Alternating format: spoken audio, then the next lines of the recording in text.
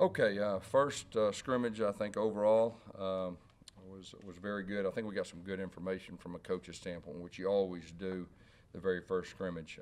We had, I believe it was 91 plays. We let our quarterbacks go live. I thought that was really good to see how they responded. I think each quarterback, our goal was to get 20 reps, and I think we were very close to that as far as that. I let everybody play. We also had a punt return live session, which I thought was good. But overall, it was a very successful day from the standpoint of gathering information and really accomplishing what we wanted to. It's also Letterman's Day. We have well over 200 Lettermen here, which is always special to be a part of that. And so I think overall it's a successful day. Questions? Gus, when did you decide, hey, we want to let those quarterbacks go live? Yeah, probably early in the week. It's kind of been on our mind, but you gather so much more information by letting the guys play. Because when you quick whistle things and they take off, you question yourself, hey, would he been tackled? Would he not been tackled? And then you get to see them, with their decision making, and you also get to see them protecting the football and everything that goes with it. So there's a lot of teachable moments. We do have quite a bit of inexperience at the quarterback position. So just felt like it was very important that we did that. The scrimmage was pretty bland offensively and defensively. We didn't do a whole lot on either side of the football, but that was by design too, letting our quarterbacks go live with everything that goes with it. But we learned some things. I mean, I'm not ready to sit there and say right now this or that, but the good thing is we got some good information on film, so we'll be able to look at that. There'll be some very good teaching moments and coaching moments. Just kind of your takeaway. I know you got to watch the film, but just kind of your immediate takeaway of the day for those quarterbacks. There was some mistakes made. We knew that. That's always part of it. We rotated really three groups, and anytime you do that, but you get in the pocket. I think probably the biggest thing is you get in the pocket, you feel the rush, and they're live. It completely changes everything from a quarterback standpoint. He gets to extend plays. You see the decision making on extending plays and everything. So I just think all of the above. And then our quarterbacks had some read zones and some things like that they kept, how they reacted. And then we tried to throw the ball vertically down the field, a few times too. And where was the ball placement? How was the protection? Everything that goes with it. Did anybody take any big shots? No, there wasn't any really big shots, I don't think. I think they did a solid job. I think everybody for the most part pretty successful from the injury standpoint overall. But there wasn't any big hits on the quarterback. Now there was a sack or two, as far as that goes. Anybody got held out of the scrimmage? No, everyone played. Everybody played. I think our ones, played somewhere between 25 and 30 plays, and that was kind of by design too. Anybody at the running back position? Anybody? Cadillac rotated all the running backs. I think with each group, but there was some good things. I think there was one ball on the ground from the running back position all day, and so. You said last week you weren't sure if you were going to go live because you wanted to make sure all the, especially the second, third offensive lines could protect. You think they did a good job of that? Yeah, I think for the most part. I mean, like I said, the biggest thing is we were simple on both sides of football, and so there wasn't a whole lot of free runners and all that you worry about. What about obviously the first defense is what it is. What about those young guys on defense? What did you see? Yeah, they got a lot of reps. They got a lot of reps, got a chance to get out there. There's nothing like the first scrimmage.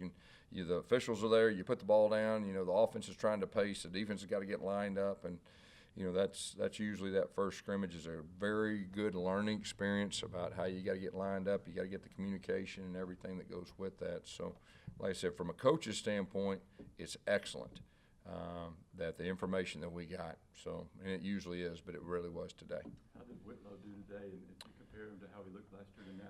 Yeah, well, I mean, he has a year experience, and he's a lot more comfortable and knows kind of what's going on a lot better. That's to be expected. Cam Martin the same way. Those are the two experienced guys, and they should be, thinking ahead and everything that goes with that. Harold Joyner got some good reps. DJ got some good reps, and but the two older guys, that has experience, they should be a little more ahead as far as being comfortable. How pleased have you been with these linebackers, especially having to replace so much? Yeah, they've been flying around, and KJ Brett's leading that group, kind of taking over that Deshaun Davis role, and he's real good with communication. He's a natural leader, and but I think overall those guys are flying around. Gus, you said you ran 3 groups basically. Yeah, 3 groups. Say which quarterbacks worked with the ones? Yeah, we had all quarterbacks on a rotation, where the plan was equal reps with the 1s, equal reps with the 2s, equal reps with the 3s, and that way you can really get a good understanding of how they reacted with the 1s, 2s, and 3s. And like I said, each quarterback got close. The plan was 20 live snaps. I think we got real close to that, and we got some really good information.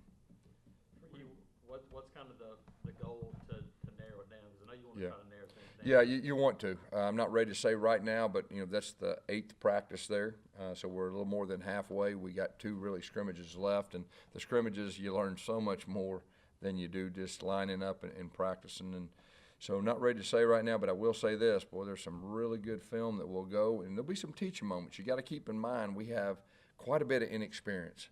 So, Malik's the one that has experience, the other 3 don't. So, there's some really good teaching moments, and we'll see who can improve.